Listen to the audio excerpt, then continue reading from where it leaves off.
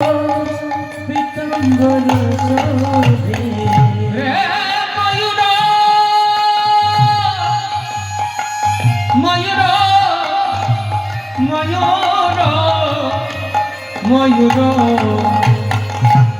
ময়ূর মুকুট পীতাম্বর শোভে। এই যে ময়ূরপুচ্ছটা, এটা হচ্ছে ভগবানের পরাজয়। ভগবান একদিন হেরে গিয়েছিলেন, হেরে গিয়ে ওই পরাজয়ের পতাকা ময়ূরপুচ্ছকে সবার উপরে। আমরা তো সবাই জয়ের পতাকা নিয়ে ঘুরি, কিন্তু আমরা যে গোবিন্দের ভজন করি, তিনি একখানি পরাজয় পতাকাকে সবার উপরে ঠাঁই দিয়ে সারা জীবন। ময়ূর মুকুট পীতাম্বর শোভে, ময়ূর মুকুট পীতাম্বর শোভে, কুণ্ডল ঝলকত হীর চলো गंगा जमुना के तीर। राधे राधे।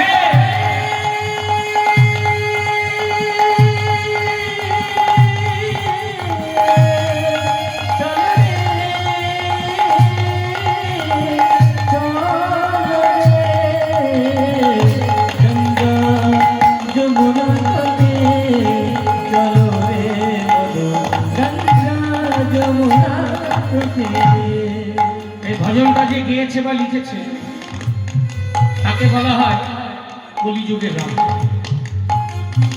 তবে সেই বৃন্দাবন বিলাসিনী রাধারানীর সঙ্গে হয়তো তুলনা হবে না, তবে আমাদের এই কলিযুগের রাধারানীও কিন্তু কম, যার নাম হচ্ছে মীরাবাই। তিনি কোনো মানুষকে গান শোনাতেন। গান ঈশ্বরের গান, ঈশ্বরের চরণে নিবেদন। গান কি সবার দ্বারা হবে? আমরা তো দুটো টাকার বিনিময়ে গানকে দেশ বিদেশ বিক্রি করে বেড়াই। গান সবাই গাইতে পারবে? ইচ্ছে করলেই গান গাওয়া যায়। ইচ্ছে করলে আপনি রাজা হতে পারবেন, গান গাইতে পারবেন। ঈশ্বরের গান না থাকলে তার দ্বারা গান হবে। আমাদের ভারতবর্ষের সম্রাট আকবর একদিন তানসেনকে বললেন, তানসেন, তোমার রাগ আলাপ অনেক শুনলাম, শুনলাম নদিয়া জেলায় পলাশীতে মীরাবাই বলে একজন আছে, সে নাকি ভজন কীর্তন, একটু ভজন কীর্তন শোনাতে নিয়ে যাবে তানসেন। তানসেন বললেন, সম্রাট, মীরাবাই কোনো মানুষকে গান শোনায়, গান ঈশ্বরের গান, ঈশ্বরের চরণে নিবেদন। পাগলের বেশে ছদ্মবেশে এসেছে মীরাবাই গোবিন্দ চরণে গান নিবেদন করেছে। মীরাবাইয়ের গান শুনে সম্রাটের সম্রাটের স্বভাব দিল। তখন এই হাতের হীরারান্তিটা খুলে ছুঁড়ে মেরেছে। সেই হীরারান্তিটা গিয়ে পড়েছিল কোনো দুষ্ট লোকের হাতে। সে প্রচার করে দেয় ওই ভারতবর্ষের সম্রাট আকবরের সঙ্গে মীরাবাইয়ের প্রেম করেছে। এই কলঙ্কের বোঝা মাথায় নিয়েও মীরাবাই গোবিন্দ চরণে একটাই নিবেদন করেন। নিবেদন, মীরাবাই প্রভু गिरिधर नागर, প্রভু প্রভু প্রভু প্রভু প্রভু প্রভু প্রভু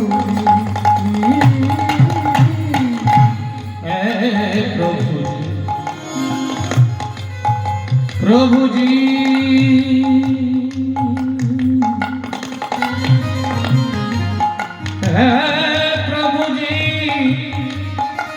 प्रभु जी प्रभु मीरा प्रभु गिरिधर नागर, मेरा प्रभु गिरिधर नागर, गिरिधारी गिरिधारी गिरिधारी नागर, गिरिधारी गिरिधारी गिरिधारी नागर, चरण कमल परसी चलो गंगा जमुना के तीर राधे राधे